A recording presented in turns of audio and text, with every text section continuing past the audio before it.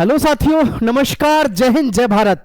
Army technical, जी हाँ, पूरे देश में से आप किसी भी राज्य से हो, आर्मी टेक्निकल के लिए 12th के साथ साथ और क्या क्या योग्यताएं होती हैं और आर्मी टेक्निकल क्या होती है, इसका क्या रोल होता है, क्वालिफिकेशन से सिलेबस ज्वाइनिंग कैसे होती है, पूरी जानकारी इस वीडियो में आज आपको मिलने वाली है। आर्मी टेक्निकल में ऐसा कोई भी पॉइंट आज आपसे नहीं बचेगा जो आपको ना पता चले। तो आर्मी अग्निवीर टेक्निकल के लिए पूरी जानकारी आपको डिटेल में यहां मैं साथियों दे रहा हूं, क्या होता है और इसमें क्या क्या इनका काम होता है। तो देखिए, army Agniveer technical 2026 full detail.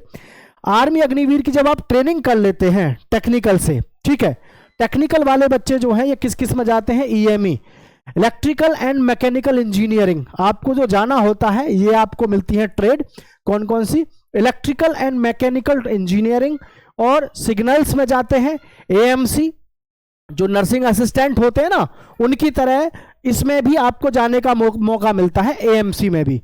Aviation support, aviation support का मतलब होता है जो हवाई जितनी भी हमारी यानी कि उड़ान से संबंधित या फिर भारतीय वायुसेना की तरह ये लोग सेम उस तरीके के काम करते हैं टेक्निकल वाले।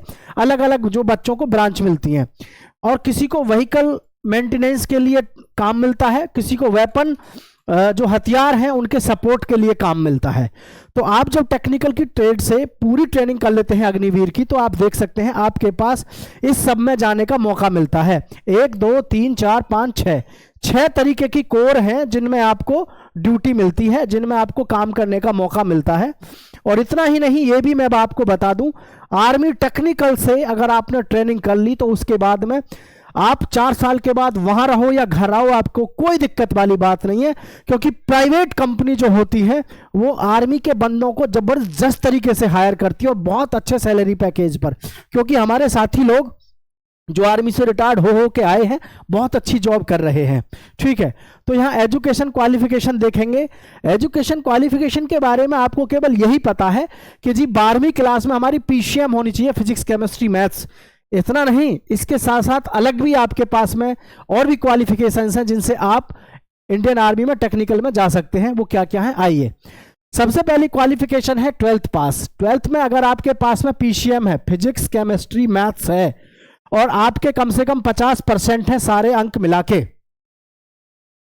और हर विषय में 40% हैं, तो आप इसमें आराम से फॉर्म अप्लाई कर सकते हैं। आप इसके लिए फॉर्म अप्लाई कर सकते हैं। और फिर होती है 3 साल का diploma holder approved by AICTE। किस किस में 3 साल का डिप्लोमा होल्डर आप किस में होने चाहिए, मैकेनिकल में हो, इलेक्ट्रिकल में हो, इलेक्ट्रॉनिक्स में हो, कंप्यूटर साइंस में हो, IT, ऑटोमोबाइल्स और इंस्ट्रूमेंटेशन। अगर आप इनमें भी 3 साल का डिप्लोमा होल्डर हैं तो भी आप आर्मी में टेक्निकल ट्रेड में जा सकते हैं। और मैं आपको यहीं पर एक बात बता दूं, कोई भी ये गलत फहमी मत समझना कि 4 साल की नौकरी है टेक्निकल की, 4 साल की है, 25% परमानेंट होंगे, ठीक है, लेकिन आर्मी टेक्निकल का बंदा अगर वहां से आर्मी से 4 साल की नौकरी करके आएगा, आर्मी से तो ज्यादा ही तनख्वाह आपको मिलेगी प्राइवेट नौकरियों में। ऑटोमोबाइल्स वाले हों चाहे कंप्यूटर वाले हों, यानी कि हमारे जितने भी IT सेक्टर हैं, व्हीकल सेक्टर हैं, जो बड़ी बड़ी कंपनियां हैं, जो बड़ी बड़ी जैसे टोयोटा है, जो गाड़ियां बनाते हैं, इनमें भी आपकी भारी डिमांड रहती है, ध्यान रखना साथियों, ठीक है। और या आप यहां देखिएगा, या क्वालिफिकेशन क्या है, 2 साल का वोकेशनल कोर्स होना चाहिए, साइंस बेस्ड विद PCM। 2 साल का कोई ना कोई वोकेशनल, अगर आपके पास में कोई भी वोकेशनल कोर्स है वो किया है तो भी आप इसमें फॉर्म अप्लाई कर सकते हैं। तो ये इस तरीके से आपकी योग्यता रही, आपको योग्यता से पता चल गया होगा।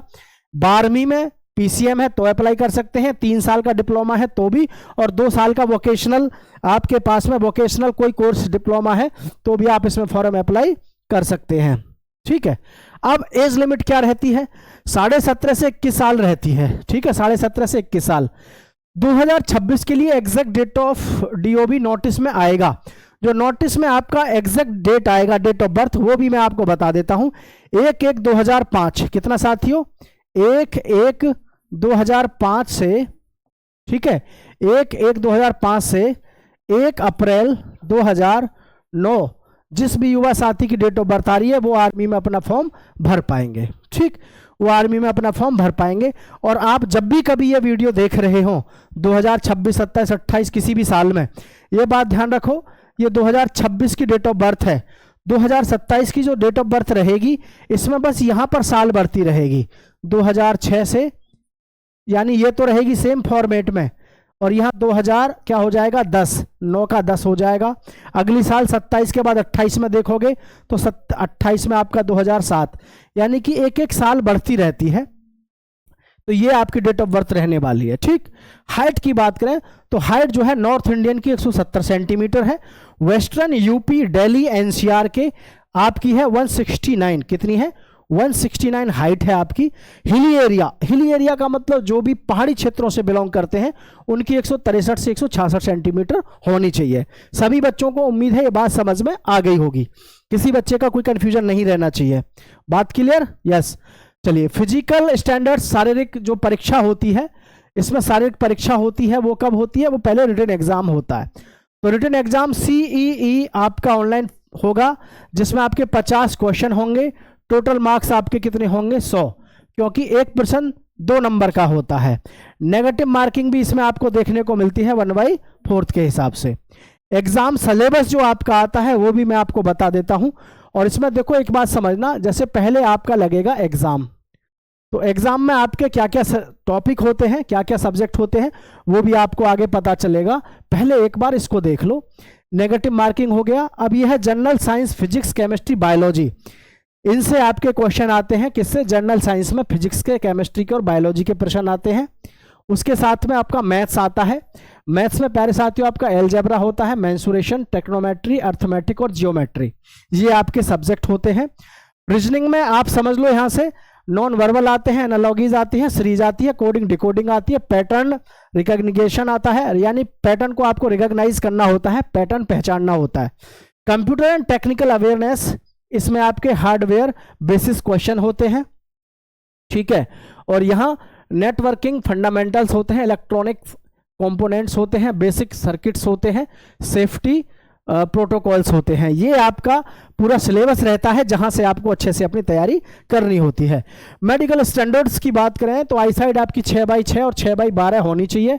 नो कलर विजन होना चाहिए, नौकरी नहीं होना चाहिए, फ्लैट फुट नहीं होना चाहिए, क्लीन आपकी जो है स्किन होनी चाहिए, यानी कि आपका किसी भी प्रकार का इन्फेक्शन ना हो स्किन में, और आपकी जो बॉडी है उस पर बर्थ मार्क वगैरह भी नहीं होने चाहिए, क्लियर आपका सब कुछ होना चाहिए। ठीक है, आगे हम और जानेंगे।